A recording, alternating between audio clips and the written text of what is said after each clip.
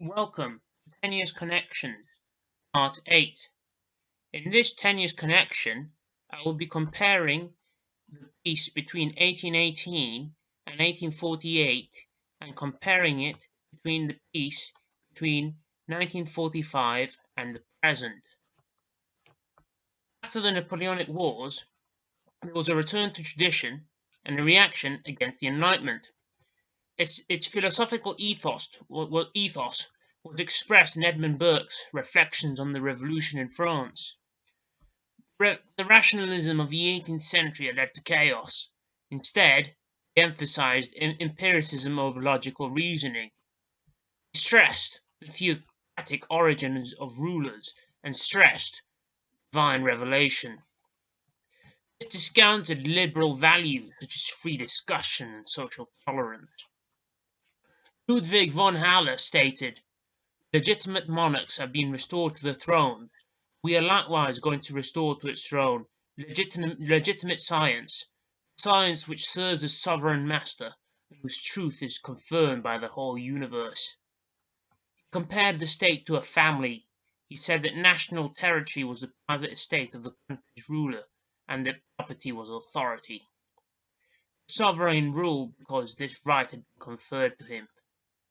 The Romantics held similar views, as they wanted to return to traditional forms of living and wanted to concentrate more power into the church.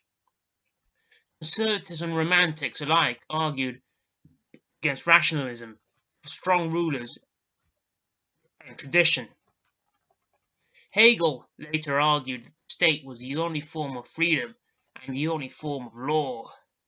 The state informed the individual and submitted him to collective discipline. The state, for Hegel, was a single organism which encapsulated the whole of society. All of these philosophies were diametrically opposed to the values of the French Revolution and the Enlightenment. They were diametrically opposed to the kind of arguments propounded by Thomas Paine in The Rights of Man, who argued that man was endowed with natural rights, and he argued against hereditary monarchy. The Austrian Chancellor Metternich personified the ideals of the Restoration.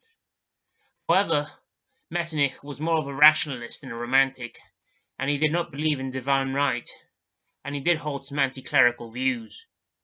However, he believed in social order, and he was an archetypal conservative. He believed that the salvation of societies depended on monarchies and in an aristocratic hierarchy. Although he did hold some nationalist sentiments, he still believed in international relations and that European countries should join forces so as to prevent subversion. He created a document called the Holy Alliance, which attempted to thwart revolution as much as possible. Many European statesmen signed it, including Alexander I.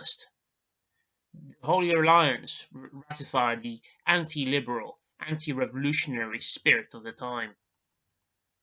Although there had been major transformations in the economy during the 18th century, by the time Metternich became Chancellor, Europe still resembled the ancient regime. Although there had been important developments, such as the creation of the steam engine, the power loom, the use of coke in the development of cast iron, some major developments were also underway in transport, such as the improvement of roads, the application of steam to ships, and the expansion of railways. However, there was no complete revolution in the economy. There was also no major change in demography either, as few people moved from the country to the towns. However, harvests, high rises in agricultural prices, worsened the conditions of agricultural labourers and led to the closing of the peasant market, a drop in industrial production, commercial stagnation, unemployment, a fall in wages, and industrial unrest. All this contributed to the social agitations of 1848. However, a liberal censorship was another major factor which contributed to 1848. A group of liberals dropped a series of reforms which demanded freedom of the press, trial by jury, a militia with elected officers, constitutions for all the German states, and elections to be held at all German parliaments. March the 5th, delegates met to organize a parliament that would stage elections for the German Constituent Assembly. It spread from Prussia to the Habsburg Empire and to France. Hungary demanded for self-rule under a reformed Habsburg Empire. Metternich announced his resignation on March 13, 1848. In Vienna, they announced the abolition of censorship and the convening of a constitutional assembly. The 1848 revolutions were largely provoked by liberal censorship, which brought the lengthy period of peace, 1818 to 1848, to an end. Similarly, after 1948, there has been a lengthy period of peace, enabled by institutions such as the United Nations, the European Union, NATO, and the IMF. However, the period has not been characterized by being illiberal in any way. Indeed, there has been a lot of economic and social liberalization. However, there have been recent uprisings in the United States and other parts of the world, although they have not been as severe as those of 1848. These have been mainly fueled by economic, racial, and social inequality. However, as this video previously pointed out, inequality also fueled the revolutions of 1848. There have been large concentrations of wealth into small groups of people. However, the quality of life has by and large been better, as globalization has lifted millions of people out of extreme poverty in several third world countries. However, several industries no longer exist.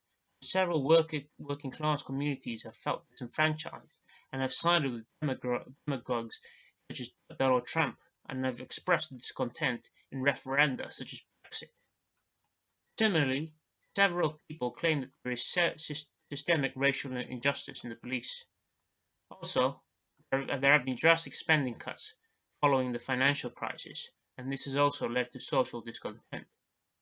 To conclude, although a liberal censorship played a major role in provoking the uprisings of 1848, the current social protests are mostly due to inequality.